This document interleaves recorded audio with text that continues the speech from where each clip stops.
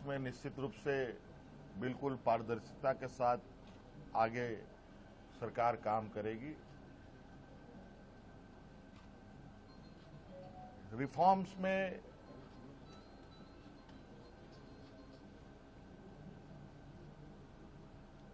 जहां तक मेरा मानना है कि परीक्षाएं कैसे होनी चाहिए, कैसे नहीं होनी चाहिए, इसका पहले से ही एसओपी बना हुआ है और कहीं ना कहीं अगर वो एसओपी का पालन होता तो ये गड़बड़ियां नहीं होती।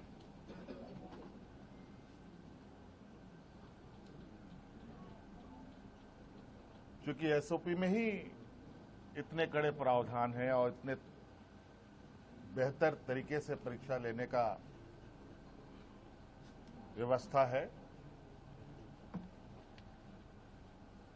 लेकिन फिर भी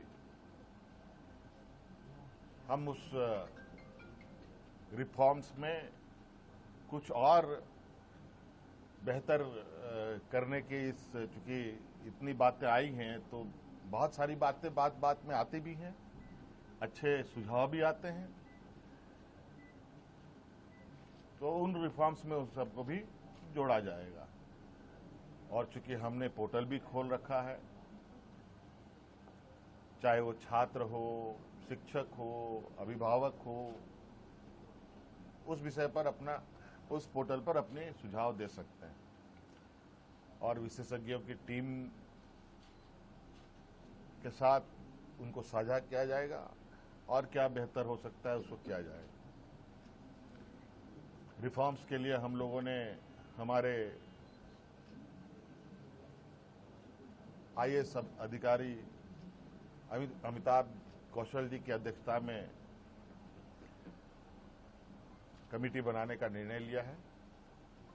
जो अलग अलग संस्थानों के साथ संपर्क करते, बुद्धिजीवी लोगों के साथ, अच्छे अच्छे लोगों के साथ संपर्क कर इस रिफॉर्म को पूरा अंजाम तक पहुंचाएंगे।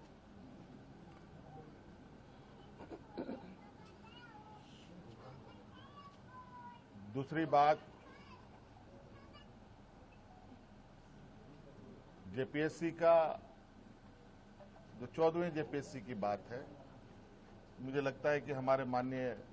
मंत्रीगणों के टीम के साथ बैठने के दौरान ही वो चीजें सुलझ गई थी।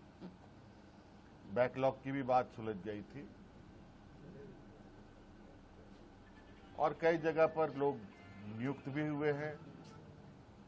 उसको लेकर छात्र के तरफ से भी और मंत्रीगणों की तरफ से भी कोई कंक्लूजन पर नहीं पहुंच पाए। आज इस विषय को पटाक्षेप करने के लिए हम लोगों ने कैबिनेट की विशेष बैठक की। इस बैठक में उन सभी चीजों का समाधान निकालते हुए हम लोगों ने निर्णय लिया है कि टीडीपीएल द्वारा किए गए परीक्षाएं, टीडीपीएल के द्वारा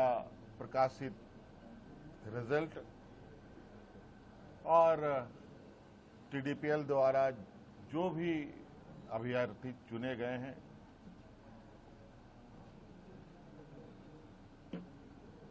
या शामिल हुए या टीडीपीएल के जितने भी गतिविधियां यहां हुई हैं, उन सभी को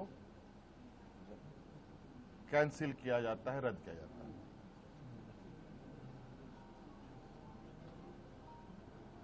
और